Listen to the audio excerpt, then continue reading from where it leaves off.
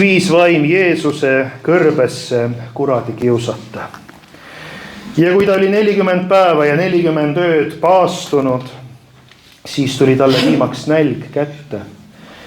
Ja kiusaja tuli tema juurde ja ütles talle: kui sa oled Jumala poeg, siis ütle, et need kivid saaksid leibadeks. Aga Jeesus vastas: kirjutatud on, inimene ei ela üksnes leivast, vaid igast sõnast, mis lähtub Jumala suust. Siis võttis kurat tema kaasa pühasse linna ja pani seisma pühakoja harjale ning ütles talle: kui sa oled Jumala poeg, siis kukuta ennast alla, sest kirjutatud on, sinu pärast käsib ta oma ingleid ja nemad kannavad sind kätel, et sa oma jalga vastu kivi ei tõukaks. Jeesus lausus talle: samuti on kirjutatud, sina ei tohi kiusata Issandat oma Jumalat. Taas võttis kurat tema kaasa ühe määratu suure mäe tippu ja näitas talle kõiki maailma kuningriike ja nende hiilgust ning ütles talle: selle kõik ma annan sinule, kui sa maha langed ja mind kummardad. Siis ütles Jeesus talle: mine minema, saatan, sest kirjutatud on, kummarda Issandat oma Jumalat ja teeni ainult teda. Siis jättis kurat Jeesuse rahule ja vaata, ingleid tuli tema juurde ja need teenisid teda. Aamen. Istuge palun.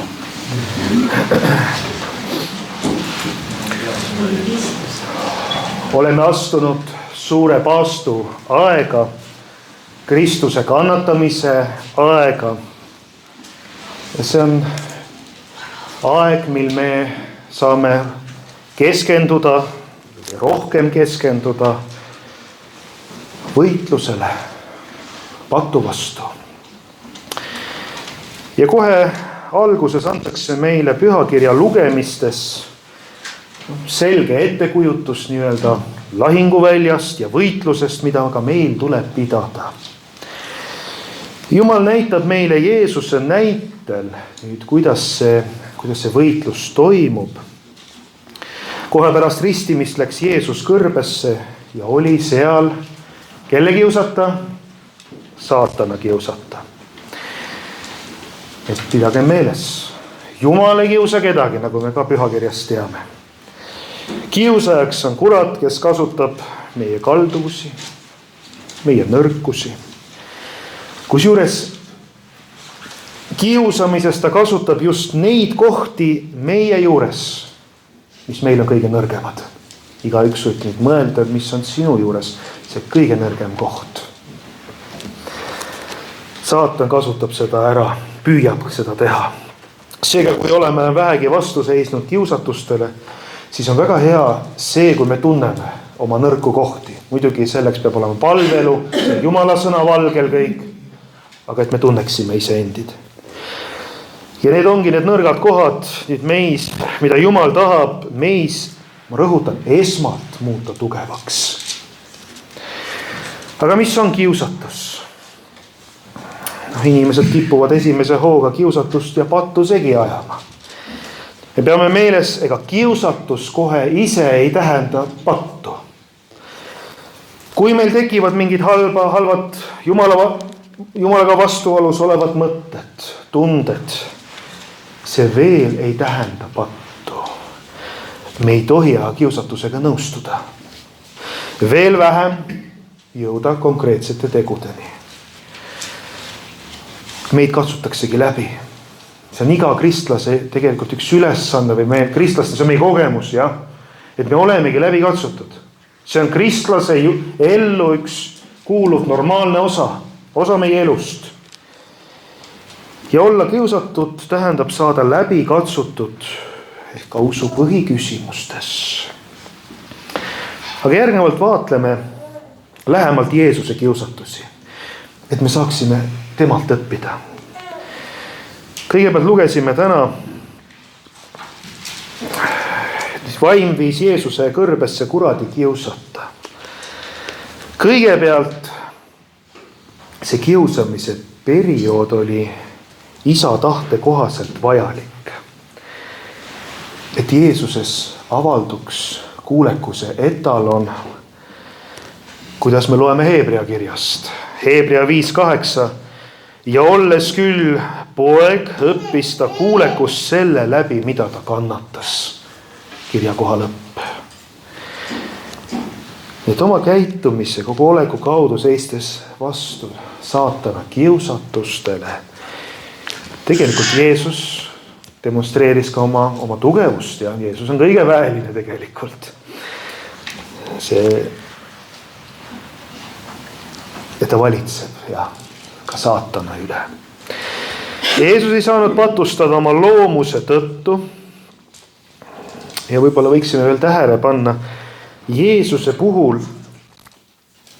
tõenäoliselt see kiusatuste tugevus kasvas selliste mõõtmeteni, mida inimene, meie ka kõik, sellisel kujul ei oleks kuidagi ära taluda suutnud. Ja ka me teame, et meil ei anta rohkem, kui me suudame taluda. Ja?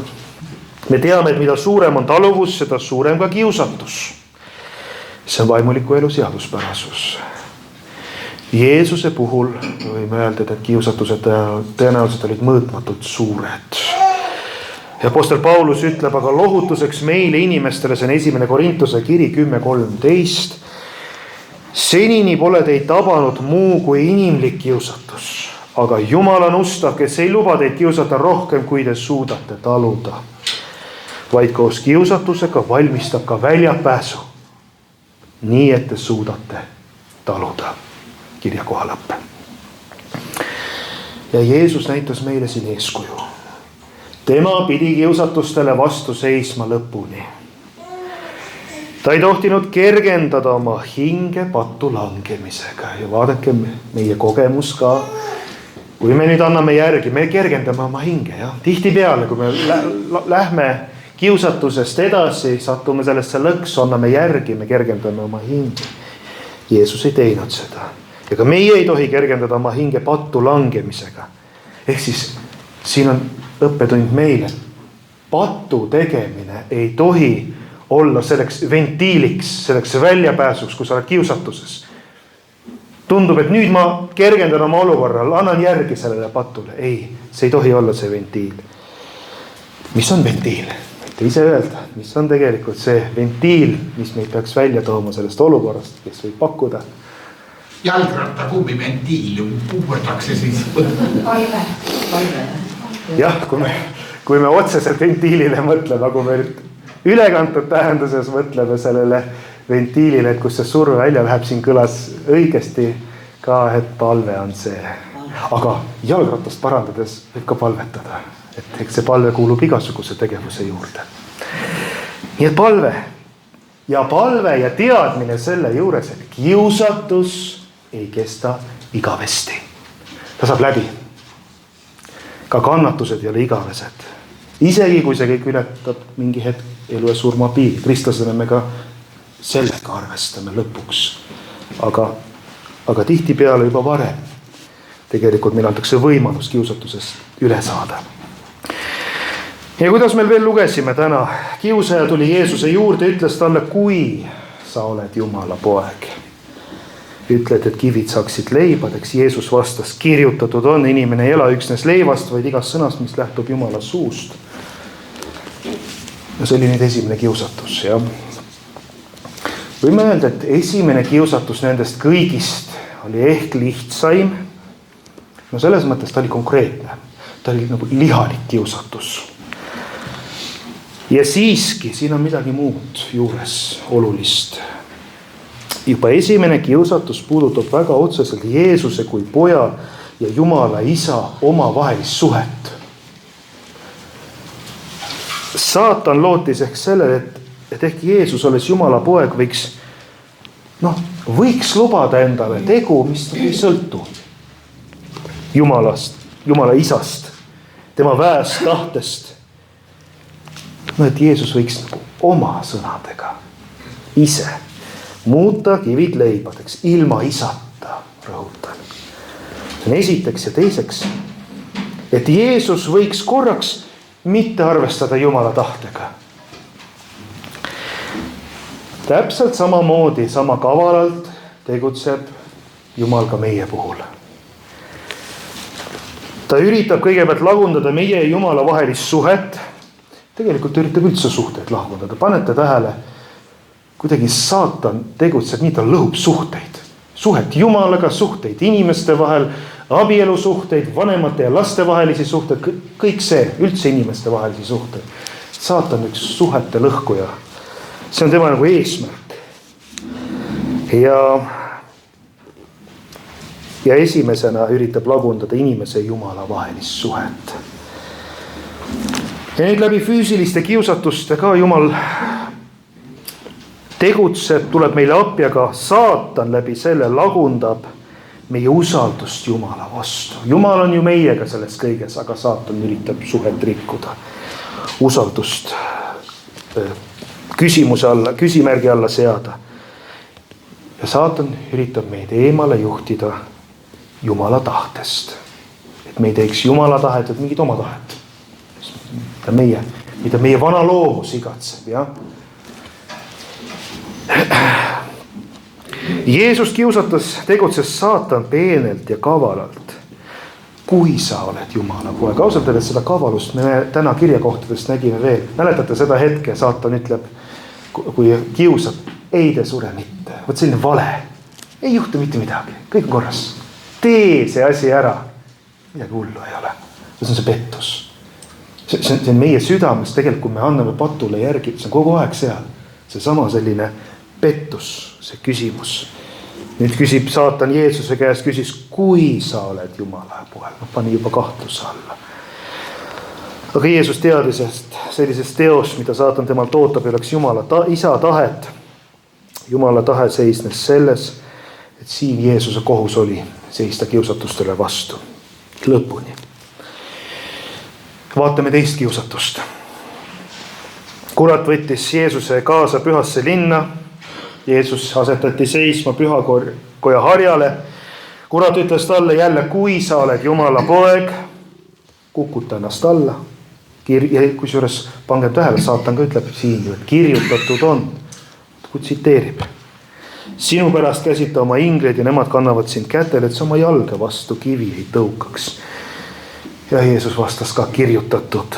On, sina ei tohi kiusata issandat oma Jumalat. Üks näide, miks me peame pühakirja hästi tundma.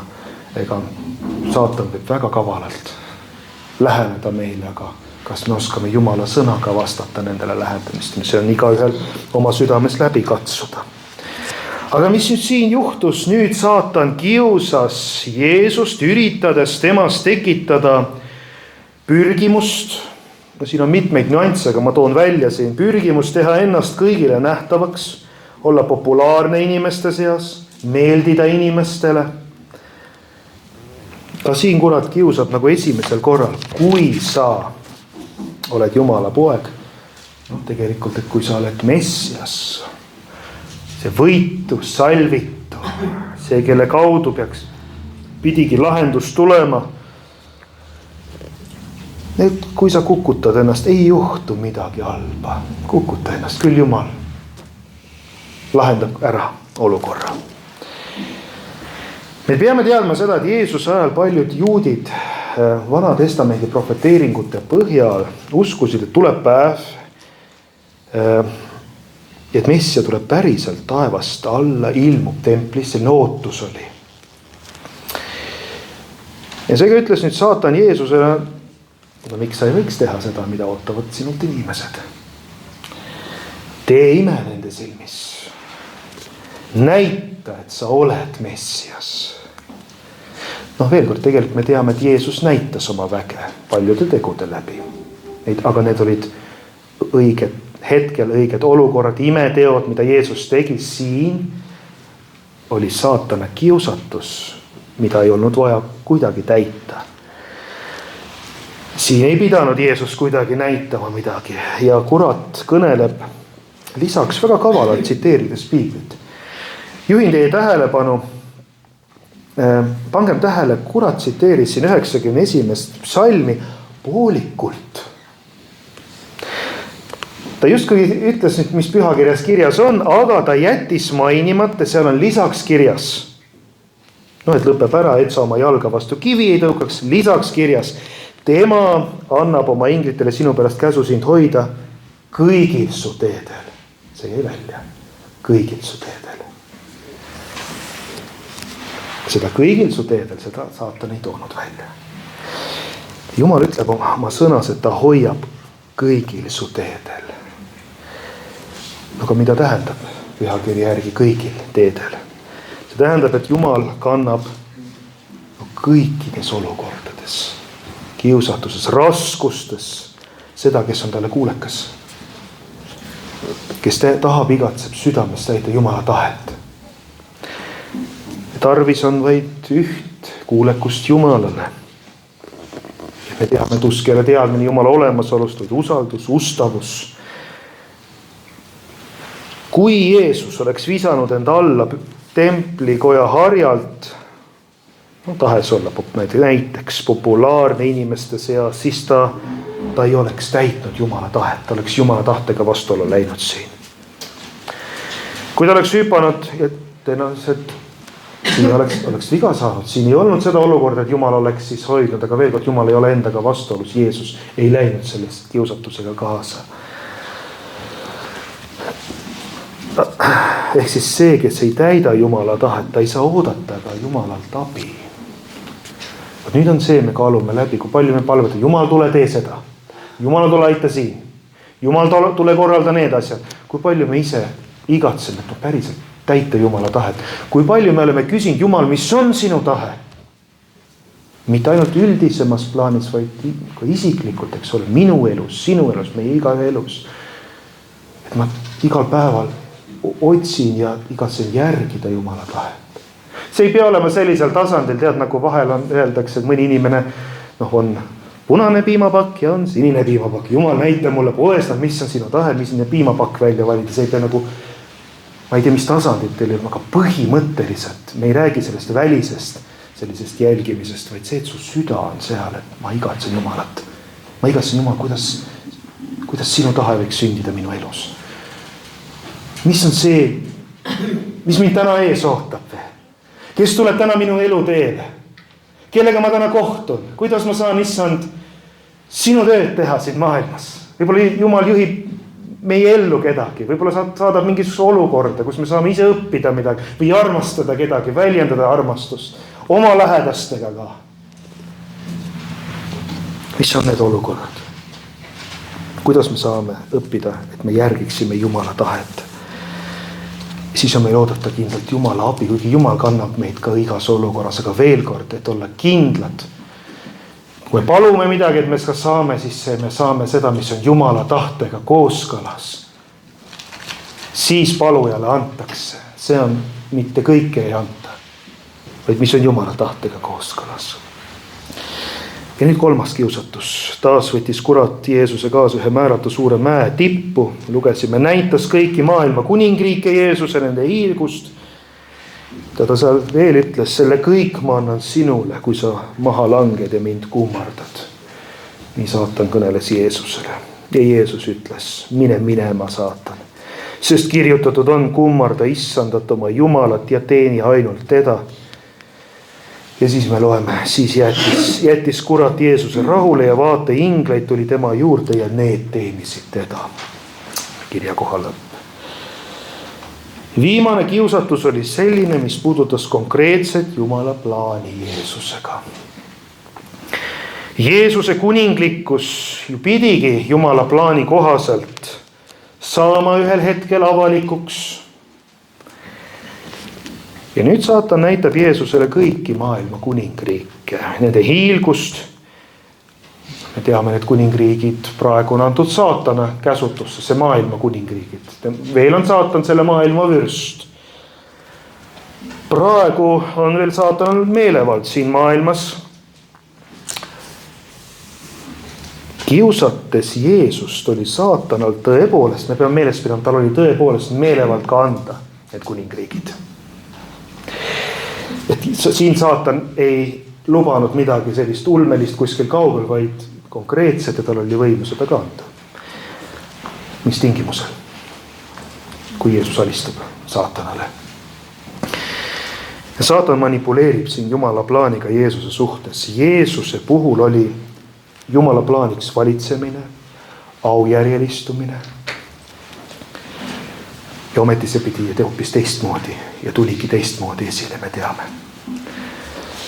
Jeesus ei andnud siin kuidagi järgi saatanale. Nüüd on täna küsime igaüks endalt. Kas meie kõigepealt teame Jumala plaani enda suhtes, kui ei, tuleb seda koos Jumala abiga selgitama hakata. Ja siis, kui sa seda plaani ka tead,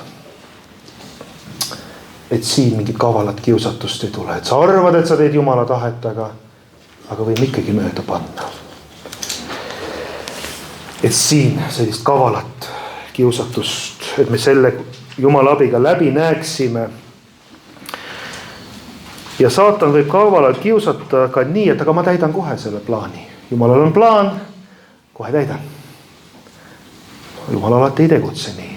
See plaan võib tähendada midagi enamat, pikemat teekond, aga kui meie ellu tuleb teinekord selline kiusatus, et võt nipsuga tulevad lahendused, siis me peame läbi katsuma ennast, kas see lahendus ikka nii tuleb. See võib tulla ka, me teame, elu on keeruline. Jumala töö on selline, me ei suuda seda kuidagi kasti panna. Aga me läbi peame katsuma oma südame. Kas see nipsuga lahendus on just see Jumala tahtega seotud lahendus?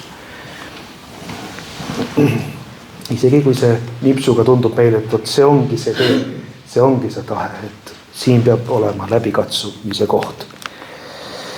Jeesuse puhul saatan ütles tegelikult Jeesusele järgmist. Ma võin teoks teha Jumala tahte sinu puhul ja kõik kuningriigid sa saad enesele kohe.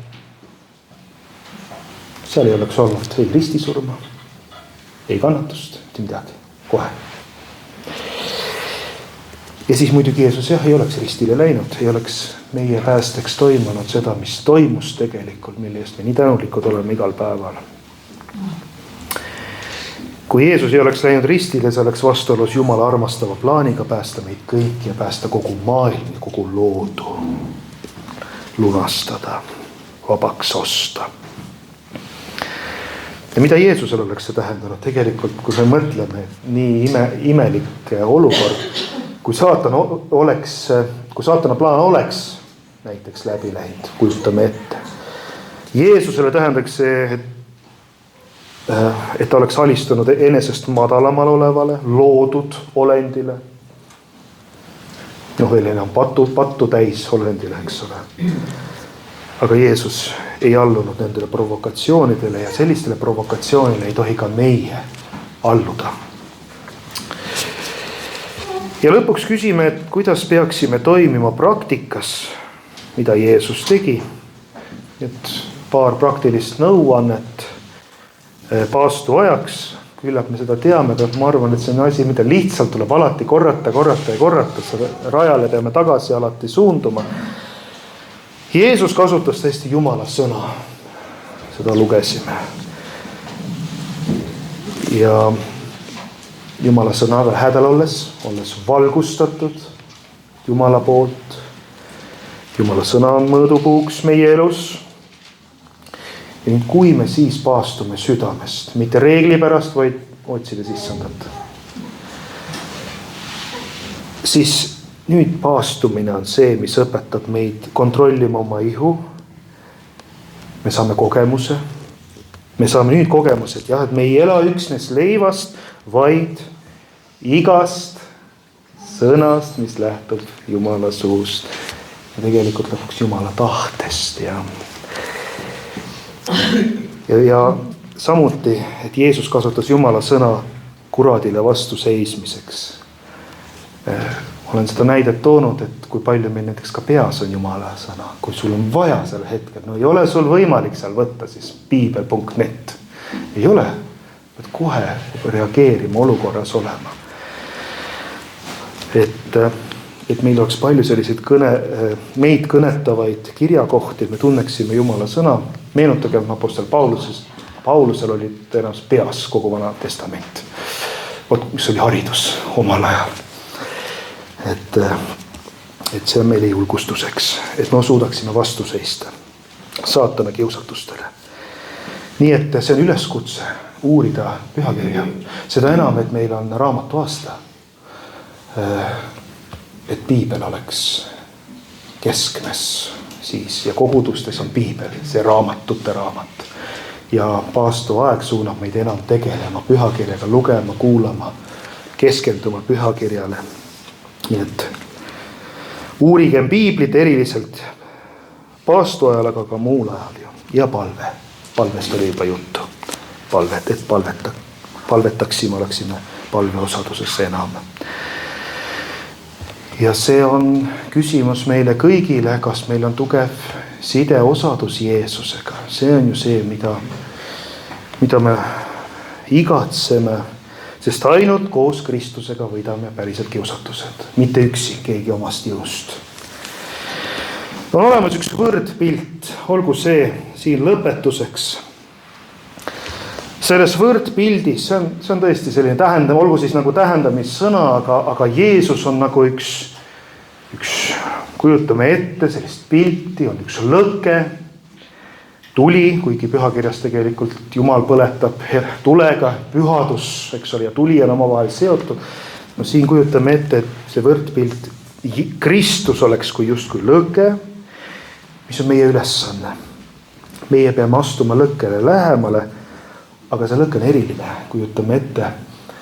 Et see ei ole selline lõke, et sa ei taha liiga lähedale minna, vaid mingi hetk sa tahad just lähemale minna. See on selline eriline lõke, mis puhastab su kõigest roojasest, kõigest ebapuhtast, kõigest sellest, mis lahutab meid Jumalast. Aga me ise säilime. Kuidagi nii peaks seda ette kujutama. Kui me astume sellele lõkkele lähemale, kui me oleme Kristuse lähedal, siis hakkab kõik see rämps, mis meie igavest hinge ümbritseb, hakkab ära põlema. See jumalik valgus, jumalik tuli hävitab siis kõik, mis meis räpast on, aga hoiab, päästab, säästab meie hinge. Seega, kui Jumal tahab meid muuta, mida peame tegema, meie üles on Kristusele lähemale tulla. Ja mäletate seda näidet, see on paljudele ka teada, aga kordan, jalgratast oli siin jutt, kus juures väga seostub. Jalgratas, üks ratas, eks ole. Rattal on mis asjad, kodarad. Kujutame ette, et Jeesus on see ratta keskmes, meie oleme kodarate küljes. Kui meie tuleme Jeesusele lähemale, kuidas me üksteise suhtes oleme? Kui me oleme kodarate küljes, kujutame ette nagu mingid punktikesed, jah. Kui me tuleme kõik Jeesusele lähemale, matemaatiliselt me oleme ka üksteisele lähemal. Me oleme ka üksteisele lähemal. Seda kui sellest symboliseerib ka see eriline osadus, mis kogudustes on, mis on ka nii eriline ja ka väga usku toitev. Aga esmane on see, et astugem Kristusele lähedale. Võti on olla Kristusele lähedal, olla Jumala sõna lähedal, olla võimalikult palju palves. Ja siis me võime hakata märkama, kus me võime hakata saama võitu kiusatustes, Jumala abiga niiviisi. Kõigepealt hakkame kiusatusi märkama, aga Jumala abiga nendele vastu seisma. Olgu see paastu ajal meile kõigile julgustuseks ja tulemus on seaduspärane, nagu Jeesusegi puhul, mis seal lõpus juhtus. Mida saatan lõpuks tegi, kui oli ära kiusanud? Lõpuks saatan jättis Jeesuse rahule ja kuigi ajutiselt me teame, tulid uued kiusatused hiljem, aga jättis rahule ja kohe saatis Jumal ingleid, need teenisid Jeesust ja Jumal tahab meilegi Jeesuse kaudu veel kord rõhutan kõige paremat ja seda muutumist ja lähedast osadust. Olgu need mõtted meile täna eeskujuks, julgustuseks ja olgu kiidetud meie issand Jeesus Kristus, kelle lähedale me võime tulla, kes on kõik lahendused, olulised lahendused meie ellu toonud. Aitäh sulle, issand Jeesus. Aamen.